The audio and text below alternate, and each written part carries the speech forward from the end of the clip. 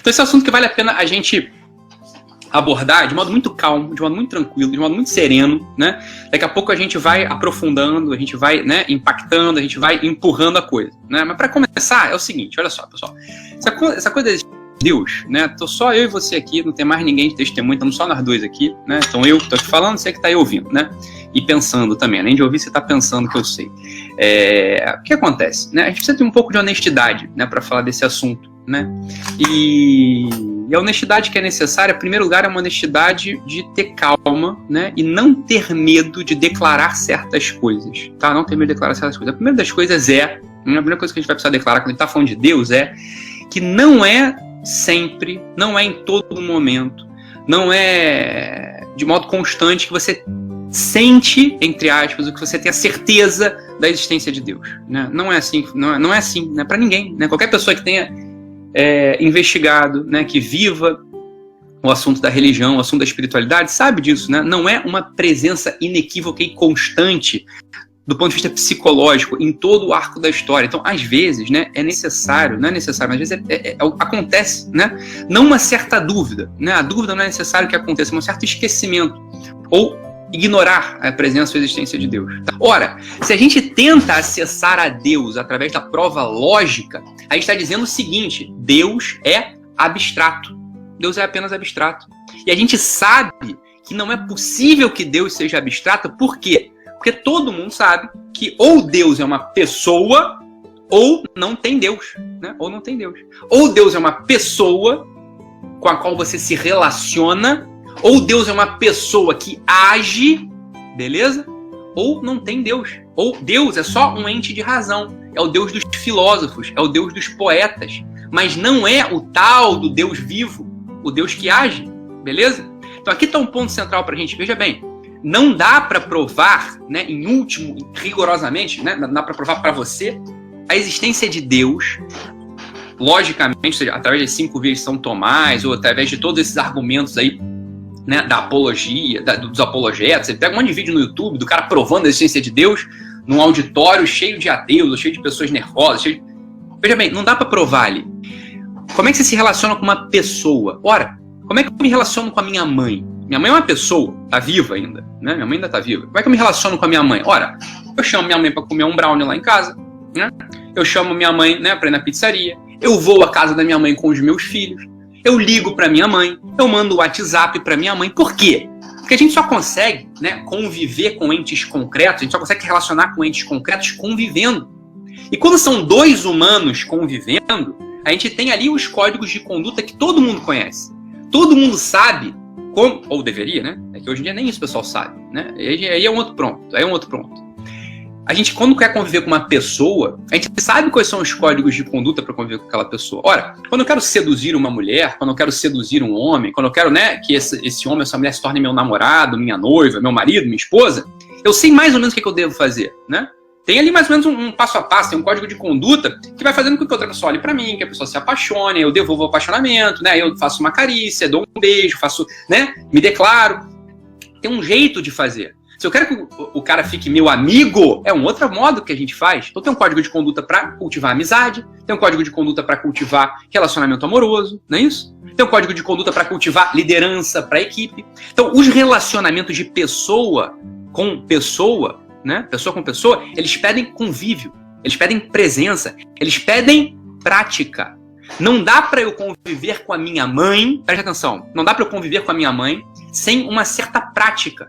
Não dá para eu conviver com a minha mãe só pensando na minha mãe. Isso não é convívio, né? Isso é tentar, né? Isso é uma tentativa de pensar na minha mãe, é tentar fazer com que a minha mãe se torne presente de um modo muito impróprio. Por quê? Porque a minha mãe é pessoa. Pessoa, a gente só convive, a gente só conhece pessoa se relacionando com pessoa. A gente não conhece pessoa pensando em pessoa. A gente não conhece pessoa escrevendo para a pessoa, né? Sem mandar para a pessoa. A gente não conhece pessoa só falando da pessoa. Não é assim que a gente conhece pessoa. Como eu vou conhecer a minha mãe, que é uma pessoa, se eu não vou ao encontro dela? Se eu não dou um beijo, se eu não a abraço, né? Se eu não olho para ela? Como é que eu vou conviver com ela? Como é que eu vou conhecer a minha mãe se eu não convivo com a minha mãe? né? Ora, por que a gente faria diferente com, né, essa outra pessoa, né? Porque Deus é pessoa, com essa outra pessoa, que chama-se Deus. Ah, Ítalo, mas é óbvio, porque eu não vejo Deus, então como é que eu vou abraçar Deus? Como é que eu vou levar um presente para Deus? Ora, como é que eu vou convidar Deus para comer um brownie na minha casa? Né? Não dá para fazer. Não dá para fazer. Por quê? Porque ele é uma pessoa, Deus é uma pessoa com uma natureza diferente da nossa. Né? Não é impróprio o que eu disse, mas ele é diferente da gente. A gente tem corpo. Deus não tem corpo. E aqui está o ponto central. Aqui está o ponto central. Aí que é a dificuldade, aqui que está a dificuldade da maior parte das pessoas de se relacionar com Deus. Se relacionar com Deus. Por quê? Porque Deus é pessoa. Deus não é um ente abstrato. Apesar de parecer, porque ele não tem corpo. Preste atenção, isso aqui é importante. Deus não tem corpo. Então ele parece, às vezes, um quadrado. Né? Parece, às vezes, que ele é só um quadrado. Ele é um ente abstrato, que tem os seus princípios de funcionamento, que até falam sobre ele, que até tem catequese. Mas ele está ali, ó. É um quadrado, né? Ele não é um ente concreto. Ele não é uma pessoa. Então como é que a maior parte da gente se relaciona com Deus? Pensando em Deus. Fazendo, entre aspas, oração. Fazendo oração. Agora, veja bem.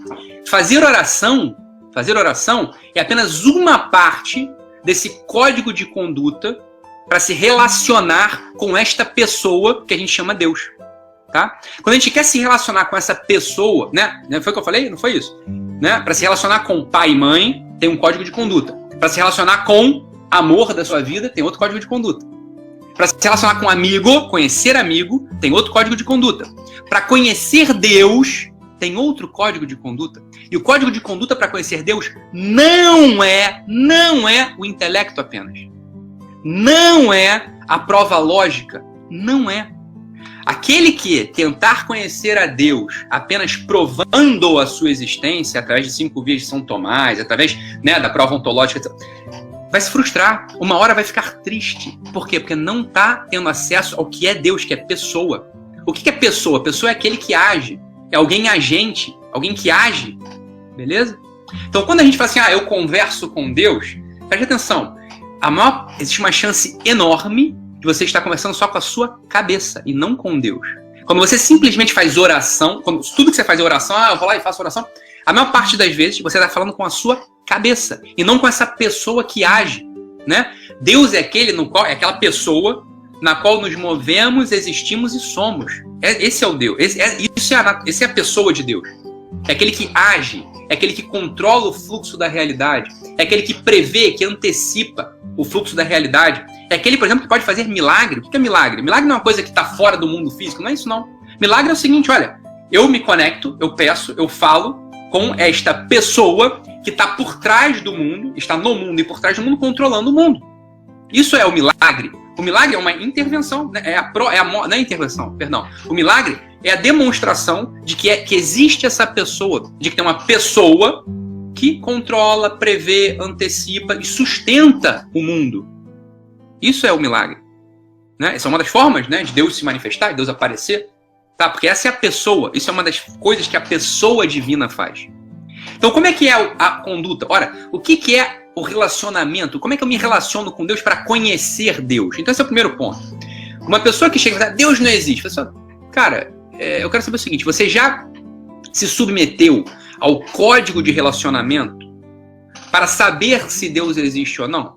Se você nunca se submeteu ao código de relacionamento para saber se Deus existe ou não, para conhecer Deus, não dá para dizer. Eu não consigo te ouvir. Você tá entendendo? Por quê? Eu não consigo te ouvir, não consigo ouvir. Não tem validade o que você tá falando. É a mesma coisa que eu falo assim, a mãe do Ítalo, eu não conheço a mãe do Ítalo. A mãe do Ítalo não existe, portanto. Eu falo, opa, peraí. Você tem WhatsApp da minha mãe? Você mandou WhatsApp pra minha mãe? Você combinou de comer um brownie com a minha mãe? Você combinou de ir lá na fábrica de biscoito da minha mãe? Ora, se você não fez nada disso, o teu testemunho da inexistência da minha mãe é rigorosamente nulo. Não vale pra nada. Não serve pra nada. Por quê? Porque minha mãe não é um ente abstrato, cacetinho. Não é. Minha mãe é uma pessoa de carne e osso. Deus também é uma pessoa, por definição. Por definição, Deus é uma pessoa. Ah, não. Deus não é uma pessoa. Então você não está falando de Deus, você está falando de outra coisa. O Deus do qual se fala é uma pessoa. Então você só pode se relacionar com ele como se relaciona com uma pessoa. Se você não... Qualquer um aí, hein? Qualquer um aí. Se você não fez o exercício de relacionamento, você não conhece Deus. Então você não pode dizer se ele existe ou se ele não existe, meu cacetinho. Não pode. Um ateu, eu só posso ouvir um ateu com atenção se ele de fato se submeteu ao relacionamento com aquela pessoa ao qual a gente chama Deus. Porque aí ele pode falar para mim, ó, Ítalo, eu fiz tudo e não conheci Deus, então Deus não existe. Fala, opa, calma aí, se você fez tudo mesmo por 10 anos, conforme manda o figurino, aí a gente pode conversar. Aí o teu testemunho tem algum valor. Não é que você esteja certo, mas aí eu vou falar contigo, você tem experiência genuína. Então eu posso falar com esse tipo de ateu. Agora aquele ateu que jamais se submeteu a esse código de conduta, entre parênteses, chamado religião, o ateu que jamais se submeteu a esse código de conduta de relacionamento com essa pessoa, ele não é um ateu, ele é um egoísta, ele é um preguiçoso. Ponto. Ponto. É só isso. Ele não pode falar que Deus não existe, assim como alguém que não tem o WhatsApp da minha mãe, que não se fez esforço para se relacionar com a minha mãe, pode dizer, eu não conheço a mãe do Ítalo, então ela não existe. Então, óbvio, você não tentou conviver com ela, você não tentou se relacionar com ela. Você tá entendendo? É simples assim. Esse é o ponto da existência de Deus. Não se prova a existência de Deus verdadeiramente sem o exercício do convívio, que leva ao conhecimento.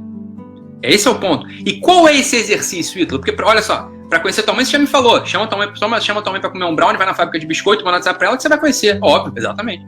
Como é que se relaciona com Deus? É o código de conduta de relacionamento para o conhecimento da pessoa divina.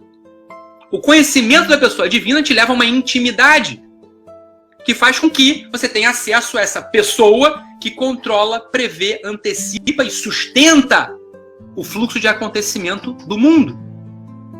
Isso é o conhecimento de Deus, né? Isso é o relacionamento possível com Deus. Esse é o conhecimento de Deus.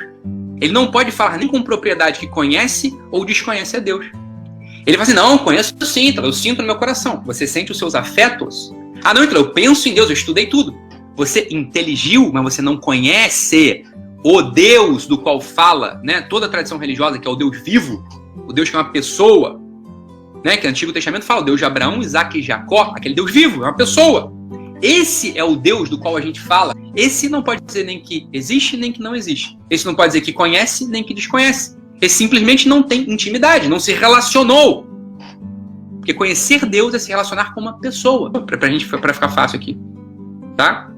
Então esse é o ponto central. É disso que se trata a existência de Deus, ou a prova da existência de Deus.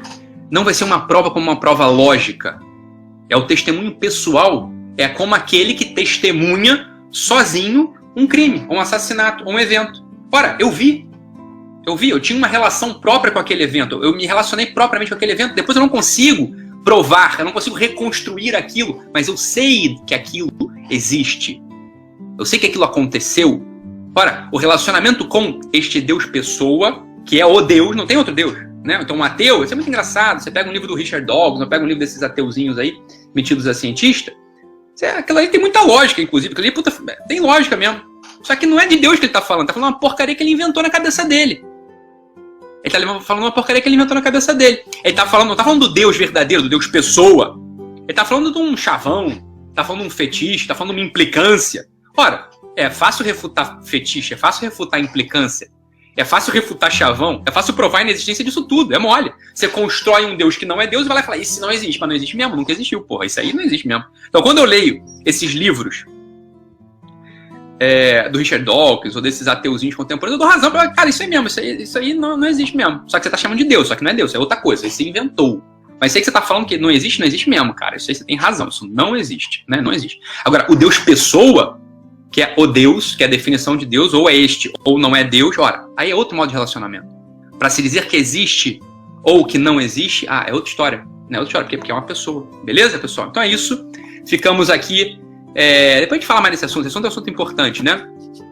Mas é só para não, né, parar com essas implicâncias, né? Em geral, ateu é egoísta, né? Implicante, né? Preguiçoso. Não é que realmente Deus não existe. Eu não posso provar um bicho que não tem 4 patas. Vai cagar no mato, né? Você é um bobão. Você não sabe do que você está falando. Você não sabe o que você está falando. Você está criando um negócio, né? Você está falando uma besteira sem fim, que só prova a tua inabilidade, a tua implicância, a tua preguiça, né? A tua inépcia, a tua incapacidade. É só isso que prova. Não está provando a inexistência de Deus, está provando que você é um jumento. É só isso, né? Simples assim.